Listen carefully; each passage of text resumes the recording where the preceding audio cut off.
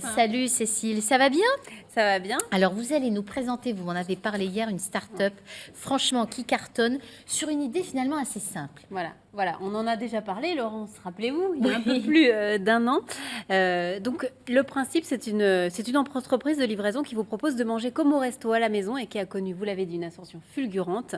Jean-Charles Kurdali, bonjour. Donc Laurence l'a dit, vous êtes dirigeant cofondateur de Fetch.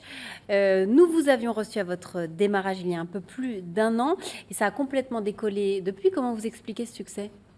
Alors déjà, oui, il y a un an, c'était vraiment les tout débuts. Quand on a commencé, c'était le premier mois d'activité.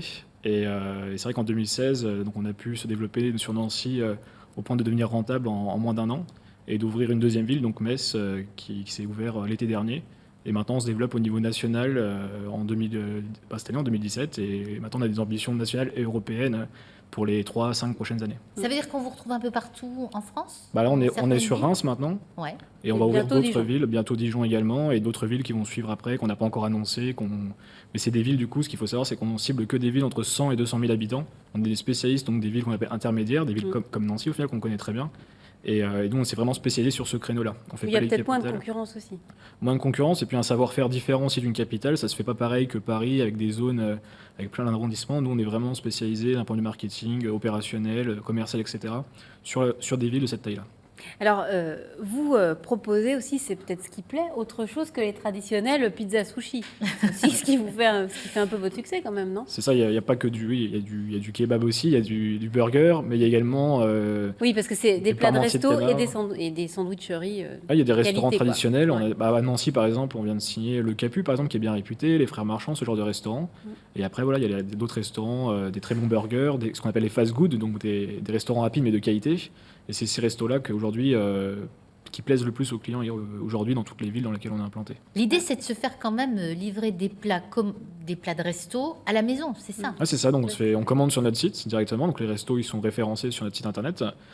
Une fois que vous avez commandé, la commande va au restaurant qui la prépare et on a un des livreurs via notre application qui va chercher la commande et qui la ramène chez le client. On va voir comment ça marche avec un reportage qui a été fait à vos débuts qui illustre bien le concept, un reportage de Didier Vincenot et Bruno Courteau. Oui, bonjour Fetch. Oui, je vous écoute. Fetch, une petite start-up qui monte. Ou plutôt qui roule, car le concept est de livrer des plats ou sandwichs à vélo.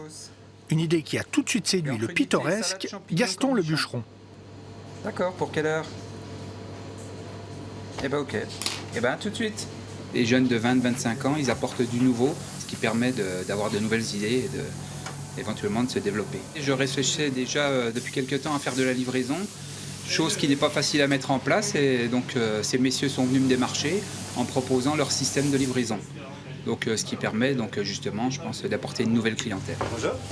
Bonjour. La commande faite au poids. Place maintenant à la livraison expédiée dès la commande préparée. Avec Fetch, la commande est livrée en moyenne en seulement 30 minutes. Et les clients apprécient la formule directement du producteur au consommateur. Le fait qu'ils soient en vélo, c'est vachement bien. C'est vraiment rapide.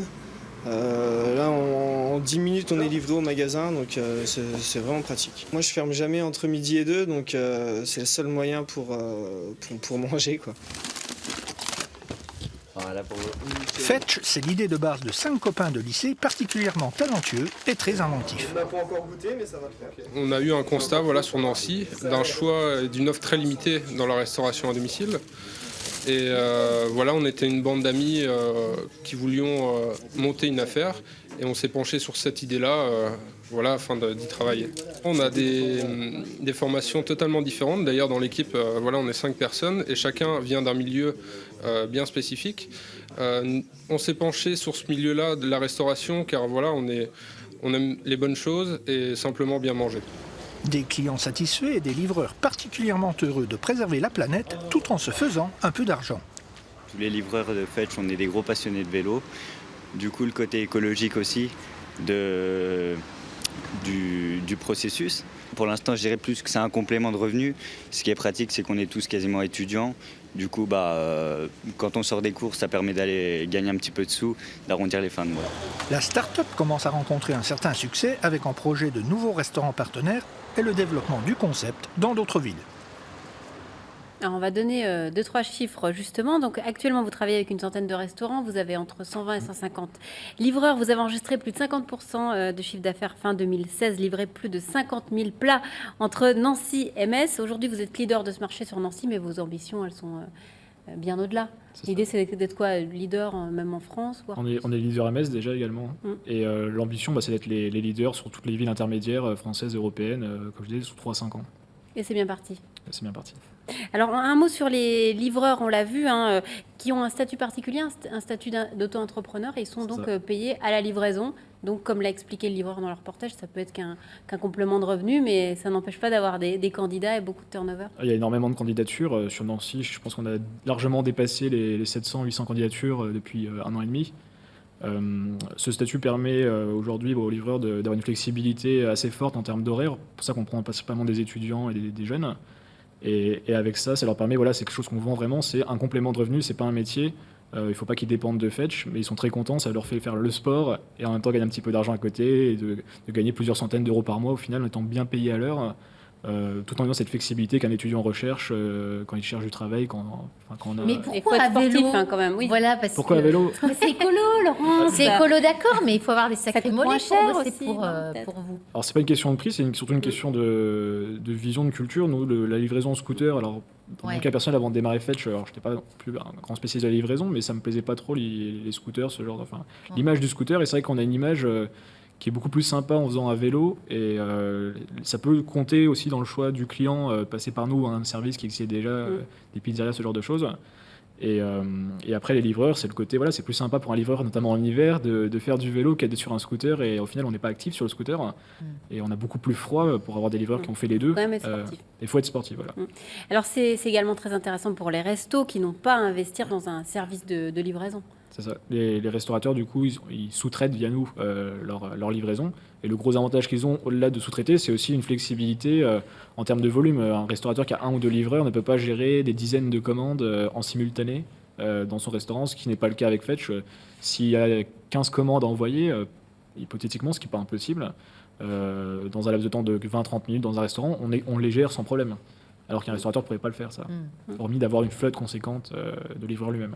Est-ce que vous vous considérez un peu comme des pionniers dans ce domaine de la livraison? Des pionniers, non, parce que la livraison, ça existe depuis oui, mais bon, des dizaines d'années. L'idée Au niveau... de vous substituer quelque part à d'autres services de livraison plus traditionnels. Au niveau technologique, c'est sûr que ça a évolué. Nous, on a une technologie derrière nous qui nous permet de dispatcher les commandes de manière efficace, de les envoyer au restaurant facilement et de gérer les livreurs de manière efficiente.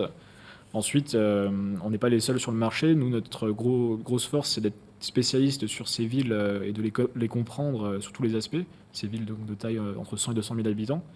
Et après, oui, ça reste quand même un service assez novateur. Les entreprises qui sont créées ont toutes moins de 3 ans, donc c'est très récent comme business. Et le prochain objectif, on l'a dit, je ne sais plus, Reims. Reims qu'on est en train d'ouvrir. Dijon. D'autres villes, il y a déjà Dijon. Reims qu'il faut qu'on finalise, qu'on ouvre.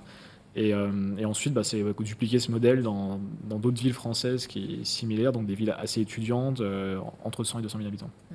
C'est gagnant pour tout le monde. Oui, hein. c'est Franchement, c'est génial. Ouais. Bravo. Voilà.